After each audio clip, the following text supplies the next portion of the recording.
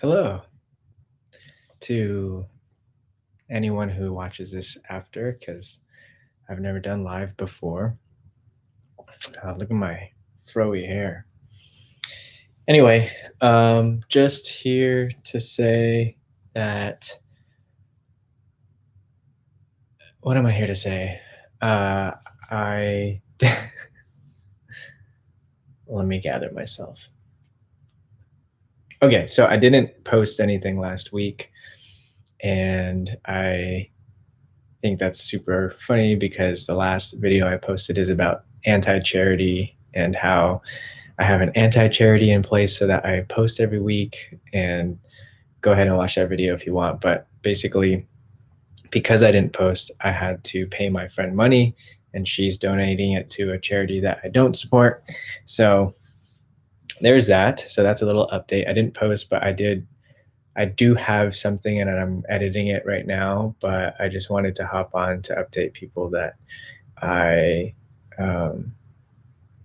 just to update people that I have something in the works, and I'm still editing it. And in the meantime, I decided on a whim today, I woke up and I created a blog. So the reason why I'm blogging as opposed to vlogging is because I could actually blog every day. So I'm going to blog every day, and I'm just going to read my blog because why not? You can follow along if you'd like at christiankiwa.com. It's the only thing on there right now. And the post is called Authentic August Day 1. Hello world, my name is Christian Kiwa. Feel free to call me Q, and I am going to write a blog post every day this month. I'm in a bit of a creative slump, so I thought this might be a good way to prime the pump, so to speak. At first, I had in mind to create a daily vlog, but decided against it because it's rather time consuming. Plus, I can type with abandon at work during my downtime, so here we are. In addition to priming the pump, I imagine writing every day will bring about other benefits, but presently I will make no predictions about what those may be because I'd like for once to not overthink something. So write I will, and read you may. Besides actually writing every single day for this month of August, I've only got 3 rules for myself. Number 1, write at least 500 words. Number 2, publish before midnight. Number 3, be authentic. You may have noticed the title reads Authentic August. Well, I'm a sucker for alliteration, so there's that. But more importantly, as of late, I've been contemplating death, specifically my eventual death. And should you also engage in this pleasant pastime, you may perhaps encounter a delightful existential query or two. One such query for me that has left me shook, and I mean that endearingly, is the following. Oh, there's a typo there. I got to fix that. Here's a question. If I were to die in the next month or so, how would I live? Authentically. But why was I shook from such a simple question with a very obvious answer? It's because I realized I was/am not living as authentically as I can. Authenticity is vulnerability, and that shit is scary. And this is coming from someone who is already pretty open, honest, and blunt. But I've come to see that I'm still holding back. Maybe not so much with my friends, another typo, but definitely from my family, and extra definitely from myself. I won't comment just yet on the family stuff, but I will explain what it means to be more authentic with myself. Basically, it means seeing myself for who I really am and not for who I could be. It means genuine self-acceptance, and it means letting go of all of the shoulds that plague my mind. I should have a real job by now. I shouldn't be living at home with my parents. I should know what I want to be when I grow up. As they like to say in the self-help industry, stop shitting all over yourself. I remember during my TED Talk phase several years ago, I stumbled across this one in particular that has stuck with me ever since. The speaker is this young kid named Logan, 13 years old, and he talks about hack schooling, or education fueled by your actual interests. I'll let you watch it for yourself if you're interested. There's a link there.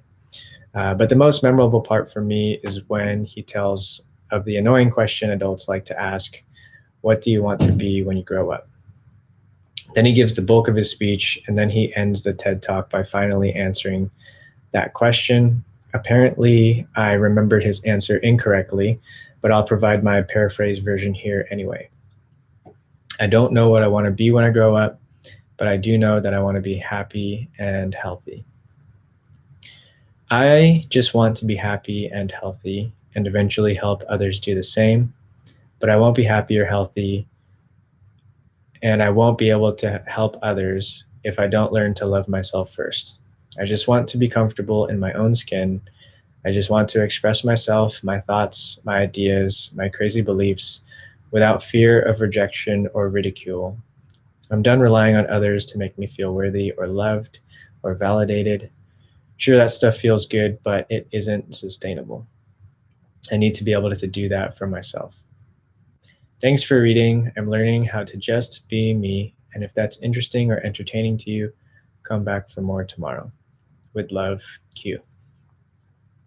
So that is actually the same video that I'm in the middle of making and editing that I was supposed to post last Tuesday, but I didn't. And it's just something that it's been on my heart lately. It's just this idea of how to live more authentically.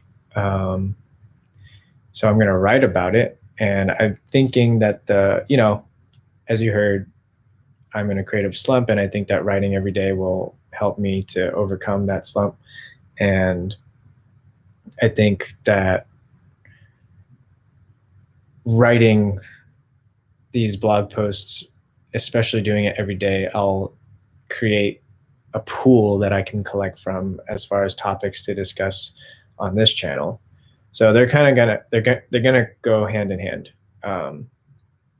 But again, I work 12-hour days, and I commute 1 hour to work and back from work, so that's 14 hours out of my day. So the original idea to vlog every day just wasn't feasible, but in my downtime I could type. And so I thought this was a happy medium, was to still have something that I'm doing every single day that is creative, or that does capture what my thoughts on paper and clarifies my thinking.